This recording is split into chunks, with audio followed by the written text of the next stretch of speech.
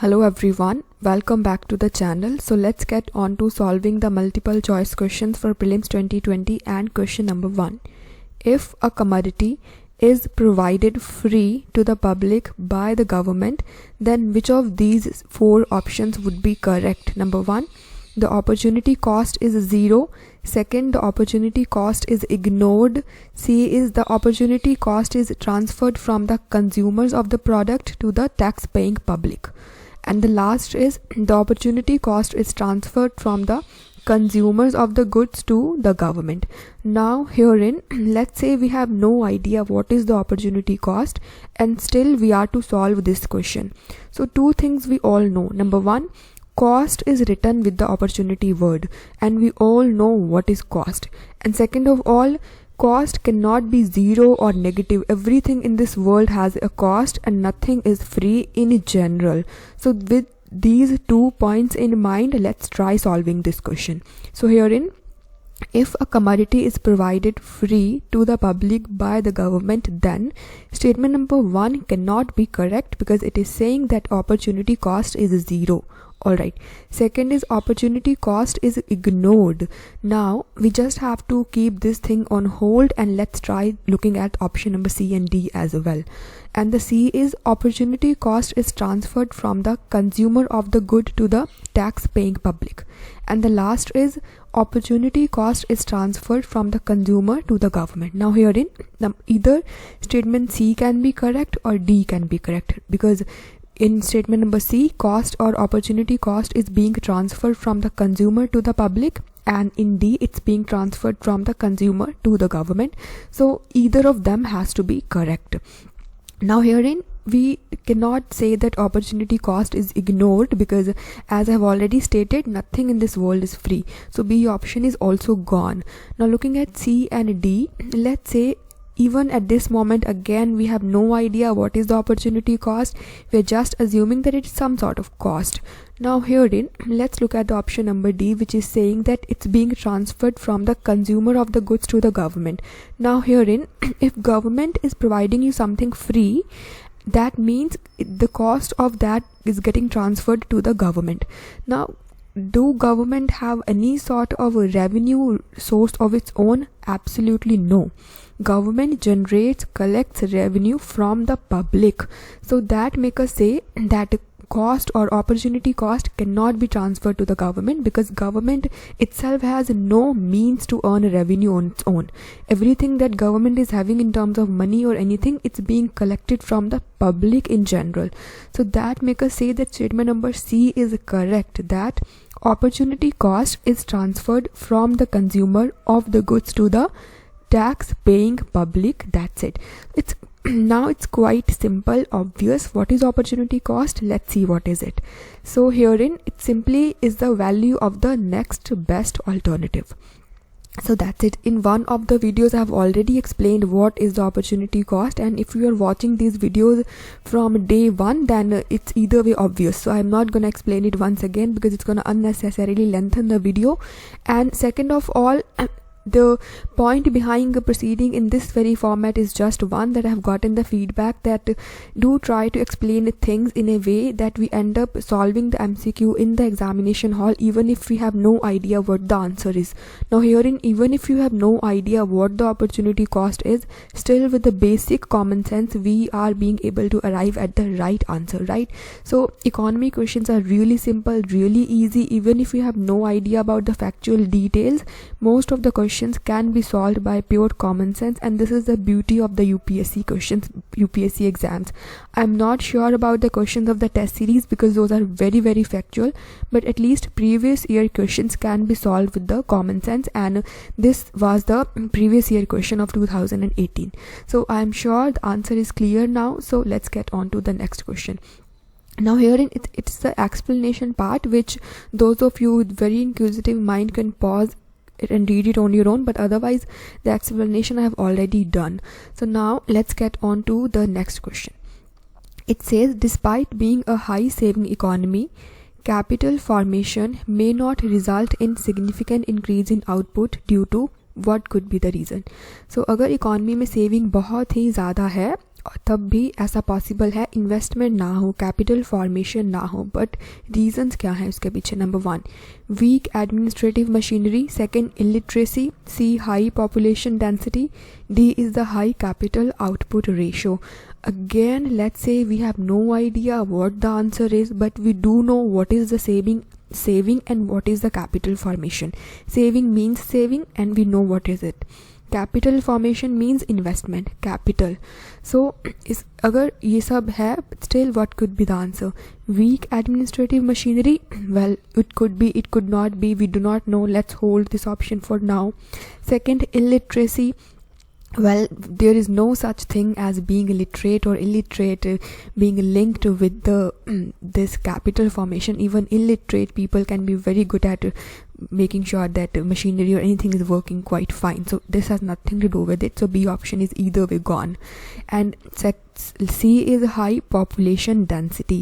Now China has a very high population density and it can be true for some other nations as well. But if people are very good, then there is no point in saying that this would not be transferred into capital formation. So C point is also gone. Now we are confused between A and D. Now herein we are not having any option that is saying that both of these are correct, that both A and D. We are to choose either A or D. Now herein answer becomes D, because if we are having high capital output ratio, that means for a given unit of output we are needing to employ more and more amount of capital. So capital gets sucked into producing that very output. So high capital output ratio is not a good thing.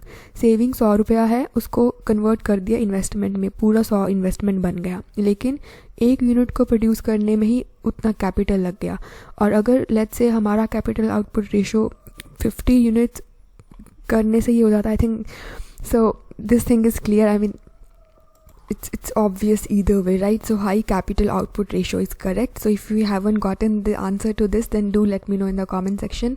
When I try to switch language, I kind of become little confused, so we'll proceed in one language only from now onwards. So let's get on to the next question. If you have gotten some sort of issues in this question, then do let me know. We'll go through it once again, but otherwise it's really simple. And in fact I believe sometimes I end up explaining too much, and that might get irritating for some of us who have otherwise cleared the prelims.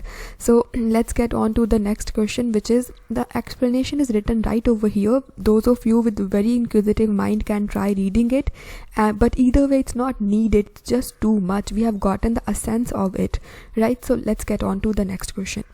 Consider the following statements. Number 1, human capital formation is a concept better explained in terms of a process which enables kya? Number 1, individuals of a country to accumulate more capital. Second, increasing the knowledge, skill levels and capacities of the people of the country. C is accumulation of tangible wealth. 4 is accumulation of intangible wealth. And which of the given statements above is are correct? 1 and 2 only, 2 only, 2 and 4 only, 1, 3 and 4 only. So which of these statements are correct? We are to find it. So let's try solving it now. It looks a very simple question. It indeed is very simple, but still there was a lot of controversy over it, and I do not know the reason why. It's really simple if you try to solve it with little of common sense. So basically we are to talk about human capital formation. Now what is it? Is it the individuals when they are being able to accumulate more capital? This is ridiculous. This cannot be true. Human capital implies what sort of people there are in your country, how educated they are, how healthy they are, what sort of skills they have, how much trust is there between the people. This is what make a human to a human capital. So statement number 1 cannot be correct. And second, increasing the knowledge, skill levels and capacities of the people of the country, indeed correct. This is self-explanatory. And 3 and 4 talk about either tangible wealth or intangible wealth. So both of these cannot be in the answer. It could be either 2 and 4 or 2 and 3. In none of the options we are having 2 and 3. So either way we have gotten the answer 2 and 4. But let's try looking at the explanation also. tangible wealth is something that we can touch with our hands. It could be your building, your assets, your phone, your car, but this is not what make a human as a human capital. Intangible wealth is something that cannot be touched upon. How much good people are in a society, how much cooperative they are, how much they are into listening to each other, how much harmony is there, how much skill people are having. This is something that we cannot really look at with our eyes. It's something that we can just feel. It's intangible. So this is actually the human capital, accumulation of intangible wealth. So that makes us say that statement number C is correct. So answer becomes 2 and 4 only. So we are done. Let's move on to the next question. Now here lies the explanation, but we have already explained each and every point. Again, those of you with very inquisitive mind can pause it and read it on your own. But let's get on to the next question now, which is increase in absolute and per capita real GNP do not connote a higher level of economic development if. Now it's really simple. We are not supposed to know what is GNP. You can think of it as income. Basically here we're talking about income, either absolute income or per capita income. So it connotes what? If so increase in absolute and per capita real GNP do not connote a higher level of economic development if. अगर आपका income बहुत ज़्यादा है तब भी ज़रूरी नहीं है कि इकोनॉमिक डेवलपमेंट भी ज़्यादा हो. तो कौन से केस में ऐसा होगा? Number 1, industrial output fails to keep pace with the agricultural output. Is it so? Absolutely not. We are to talk about income in general sense. It could be from any of the sector. It could be from agriculture, from industry, from service. Does not matter. The intersectoral comparison does not matter. Second, agricultural output fails to keep pace with the industrial output. Again, if A cannot be true, then B cannot be true either. It's the exact opposite of what's written in A. तो अगर agricultural output भी कम है industrial output से, that also it does not matter. In absolute term, it doesn't matter. C is poverty and unemployment increases. Let's see, we can keep this option on hold for now. And D is imports grow faster than exports. Now it has nothing to do with the absolute and real GNP, that too per capita. In fact, if imports are growing faster than the exports, and this in a way has a multiple interpretation, and one of them is we can import more only if our income is very high. So in a way it actually means that income is high, right? So this cannot be the answer. So from these options we are to look for the probable one. So C is the most probable, because if poverty and unemployment is increasing, then even if we are having high absolute income or high per capita real income, economic development would not be there. This is quite self-explanatory, right? We are not talking about the economic growth, we're talking about economic development, and development is a broader term. So this is something that we have already read in our 11th class economics book. It's the very first thing that we read in economics. So that's it. These were questions picked up from the previous year 2018 UPSC paper. So these questions were really good. I found them very common sense based, very something that didn't really need very factual knowledge of the things. So these are in fact really good to solve. So from today onwards we'll be looking at the previous year questions only. Maybe not all the previous year questions, but the most important ones, the ones that need explanation. So either way we are done. If you have gotten any sort of confusion, then do let me know in the comment section. We'll go through that question once again. And thank you so much for watching. Goodbye.